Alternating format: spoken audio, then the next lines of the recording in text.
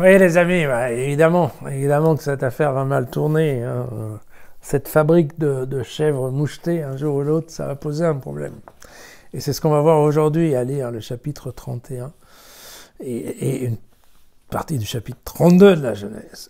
Il apprit que les fils de Laban disaient « Jacob s'est emparé de tout ce qui appartenait à notre père et c'est aux dépens de notre père qu'il s'est donné toute cette opulence. » Alors, Jacob observa le visage de Laban et vit que leur relation n'était plus celle des jours précédents. Le Seigneur dit à Jacob, retourne au pays de tes pères et de ta famille, je serai avec toi. Alors Jacob fit appeler Rachel et Léa au champ où il était, avec le bétail, et il leur dit, voilà, je vois que le visage de votre père n'est plus envers moi comme précédemment. Mais le Dieu de mon père a été avec moi. Vous savez, vous, que j'ai servi votre père de toutes mes forces. Voilà, votre père s'est joué de moi, il a changé 10 fois mes gages, mais Dieu ne l'a pas laissé me nuire. Quand il déclarait « Tu auras pour salaire les bêtes mouchetées », tout le bétail produisait des mouchetés. Et quand il déclarait « Tu auras pour salaire les rayés », tout le bétail produisait des rayés. Dieu a enlevé à votre père son troupeau, et il me l'a donné. Or, au temps où les bêtes s'accouplent, je levai les yeux et je vis en songe des boucs rayés, mouchetés et bigarrés qui couvraient les bêtes. L'ange de Dieu me dit en songe, Jacob. Me voici, ai-je répondu. Et l'ange lui dit, lève les yeux et regarde tous ces boucs rayés, mouchetés, bigarreaux qui couvrent les bêtes, car j'ai vu ce que Laban te fait. Je suis le Dieu pour lequel, à Béthel, tu as oint une stèle, et tu m'y as fait un vœu. Maintenant, lève-toi, quitte ce pays et retourne au pays de ta famille. Alors Rachel et Léa lui firent cette réponse. Avons-nous encore une part et un héritage dans la maison de notre père? Ne nous a-t-il pas considérés comme des étrangères puisqu'il nous a vendus et qu'il a même mangé notre argent? Alors aussi bien, toute la fortune que Dieu a enlevée à notre père est-elle à nous, à nos fils? Fais maintenant tout ce que Dieu t'a dit. Alors Jacob se leva, il emmena ses fils et ses femmes sur les chameaux. Il emmena tout son cheptel et tous les biens qu'il avait acquis, le cheptel étant l'acquisition qu'il avait faite en plaine d'Aram, pour revenir chez son père Isaac, au pays de Canaan. Laban était allé tondre son bétail quand Rachel déroba les idoles qui étaient à son père. Jacob trompa la vigilance de Laban l'araméen en se gardant de le prévenir de sa fuite. Il s'enfuit avec tout ce qui lui appartenait. Il se leva, il passa le fleuve et dirigea vers les monts de Galad. Le 3e jour, on informa Laban que Jacob s'était enfui.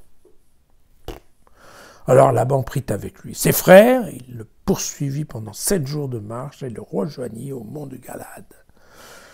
Dieu vint trouver de nuit en songe Laban l'araméen et il lui dit, voilà, garde-toi de rien dire à Jacob, ni en bien ni en mal. Mais Laban rattrapa Jacob qui avait planté sa tente dans la montagne. Alors Laban, avec ses frères, fit de même dans les montagnes de Galad. Voilà, Laban dit à Jacob, qu'as-tu fait? Tu as trompé ma vigilance et tu as emmené mes filles comme des captives de guerre. Mais pourquoi as-tu caché ta fuite? Et m'as-tu leurré au lieu de me prévenir?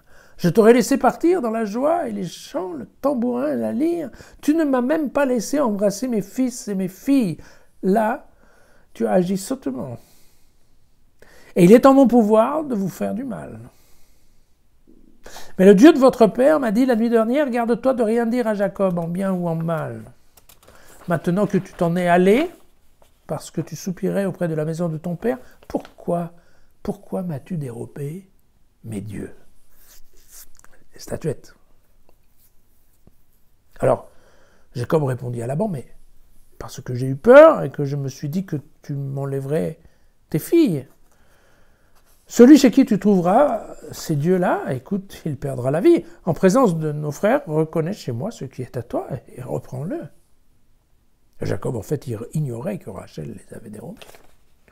Laban entra dans la tente de Jacob, puis dans celle de Léa, puis dans celle des 2 servantes, il ne trouva rien. Il sortit de la tente de Léa pour rentrer dans celle de Rachel.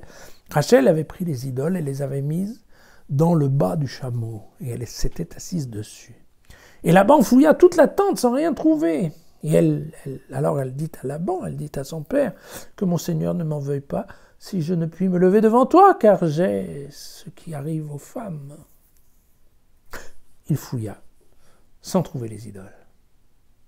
Jacob s'échauffa et prit Laban à partie et s'écria « Oh, écoute, quelle est ma faute? Quel est mon délit? Que tu fulmines contre moi? En fouillant toutes mes affaires, as-tu trouvé une seule des affaires de ta maison?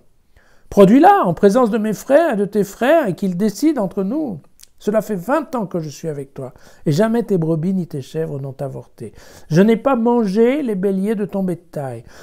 La bête lacérée, je ne la rapportais pas, j'en supportais la perte. La bête qu'on avait volée, de jour comme de nuit, tu me la réclamais. J'ai été dévoré le jour par la chaleur, la nuit par le froid, et le sommeil a fui mes yeux. Cela fait 20 ans que je suis dans ta maison, je t'ai servi 14 ans pour tes 2 filles et 6 ans pour ton bétail. 10 fois, tu as changé mes gages. Si le Dieu de mon père, le Dieu d'Abraham et le terreur d'Isaac n'avaient été avec moi, tu m'aurais laissé partir les mains vides. Mais Dieu a gardé mon humiliation et la lassitude de mes mains. La nuit dernière, il a décidé. Alors, Laban répondit à Jacob, « Ces filles sont mes filles, ces fils sont mes fils. Ces moutons sont mes moutons, tout ce que je vois est à moi, que vais-je faire pour mes filles? Pour elles aujourd'hui et pour les fils qu'elles ont enfantés. Allons, il est temps de conclure une alliance. Moi et toi, et qu'il y ait un témoin entre moi et toi. » Alors Jacob prit une pierre, l'érigea en stèle. Jacob dit à ses frères, ramassez des pierres. Ils prirent des pierres, dont ils firent un tas. Ils mangèrent sur ce tas. Laban appela Yegar Shahadouta et Jacob l'appela Galed. Laban dit, ce tas est aujourd'hui témoin entre moi et toi, c'est pourquoi on l'appela Galed, c'est-à-dire le tas du témoin. Et le Mispa, c'est-à-dire le lieu du guet, dont il avait dit que le Seigneur fasse le guet entre toi et moi quand nous serons hors de vue l'un de l'autre. Si tu humilies mes filles, et si tu prends des femmes en plus de mes filles, vois que même si personne n'est avec nous, Dieu est témoin entre nous. Et Laban dit encore à Jacob, voici ce tas de pierres que j'ai jeté entre moi et toi, voici cette stèle. Ce tas de pierres est témoin, cette stèle est témoin. Moi, je jure de ne pas dépasser ce tas dans ta direction, et toi, tu jures de ne pas dépasser ce tas dans ma direction. Et cette stèle, sous peine de malheur.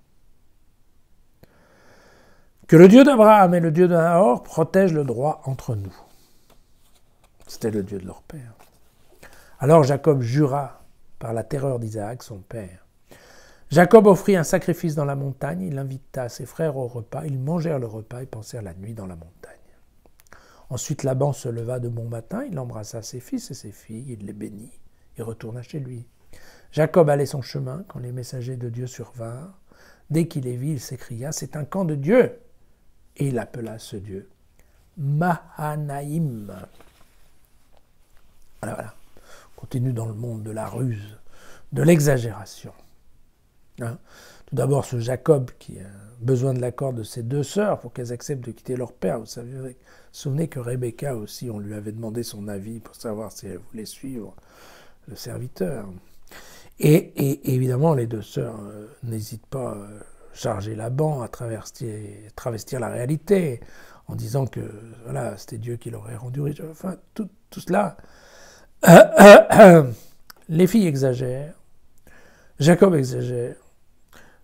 Jacob n'hésite pas, encore une fois, à dire que Dieu est derrière tout ça, alors qu'en fait, Dieu n'apparaît pas dans tous ces chapitres, si ce n'est pour lui dire de rentrer chez lui. Quant à la ruse de Rachel, vous voyez que ça continue, la ruse de Rachel qui trompe son mari en lui cachant le fait qu'elle ait volé les statuettes et qui en plus trompe son père en prétextant des règles douloureuses, hein, globalement. Voilà. Ah, tout est bien qui finit bien, vous voyez que globalement ils ont fait une alliance, ils ont délimité les terrains.